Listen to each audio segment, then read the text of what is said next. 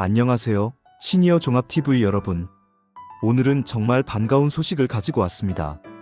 여러분, 편안한 노후를 위해 가장 중요한 것이 무엇일까요? 돈도 중요하고 건강도 중요하지만 무엇보다 안심하고 살 수 있는 집이 아닐까요? 그냥 집이 아니라 나이 들어 몸이 불편해져도 안전하게 살 수 있고 필요할 때 도움을 받을 수 있는 그런 집 말입니다. 바로 그런 집이 있습니다. 고령자 복지주택이라는 곳인데요. 이 좋은 집에 들어가려면 그동안 조건이 너무 까다로워서 많은 분들이 문턱에서 발길을 돌려야 했습니다. 그런데 드디어 변화의 바람이 불기 시작했습니다. 정부와 국회에서 이 까다로운 조건을 대폭 완화하기로 논의를 시작했습니다. 무엇이 바뀌는지, 왜 바뀌는지 오늘 제가 처음부터 끝까지 쉽게 설명해 드리겠습니다. 끝까지 듣고 정보 놓치지 마세요.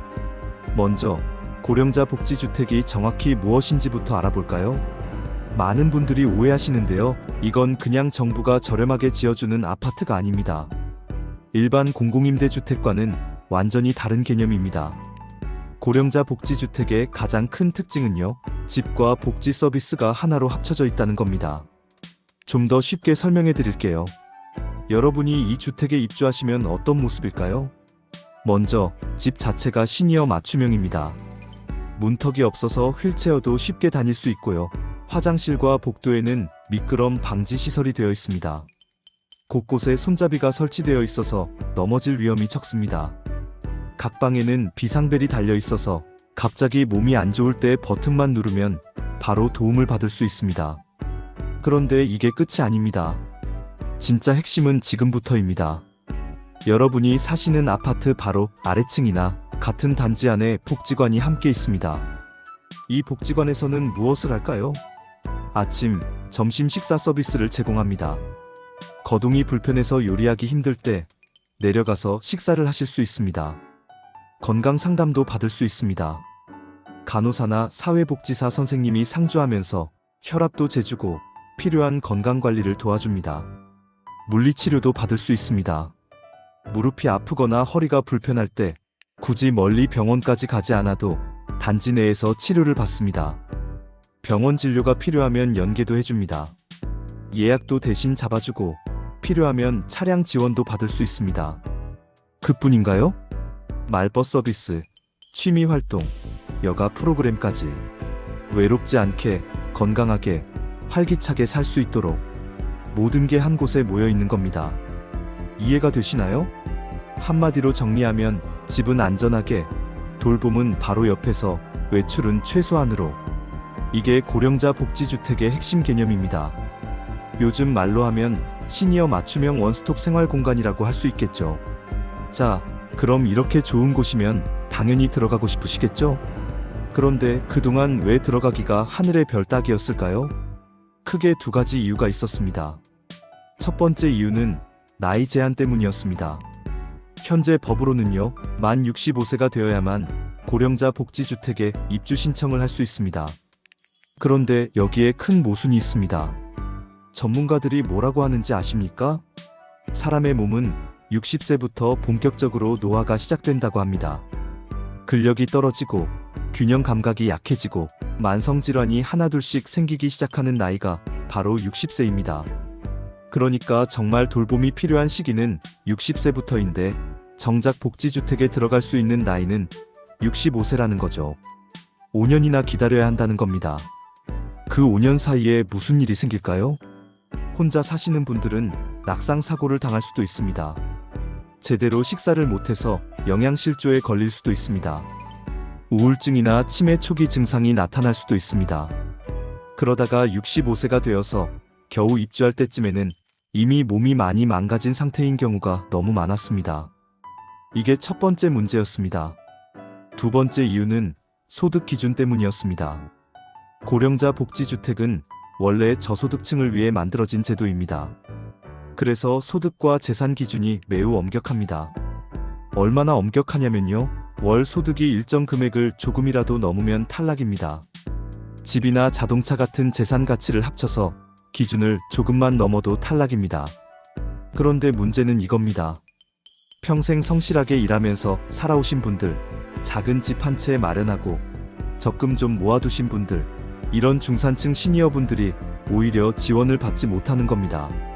정말 가난한 분들은 정부 지원을 받고 정말 부유한 분들은 돈 주고 좋은 곳에 들어가는데 중간에 계신 분들은 어디에도 끼지 못하는 거죠. 이걸 전문 용어로 소득의 덫이라고 부릅니다. 열심히 살아온 게 오히려 불리하게 작용하는 아이러니한 상황입니다. 정리하면 나이는 너무 높고 소득 기준은 너무 좁고 이 두 가지 때문에 정말 많은 시니어분들이 좋은 제도가 있어도 혜택을 받지 못했던 겁니다. 그런데 드디어 변화가 시작됩니다. 정부와 국회가 이런 문제점을 인정하고 입주 조건을 대폭 완화하기로 논의를 시작했습니다. 무엇이 어떻게 바뀔까요?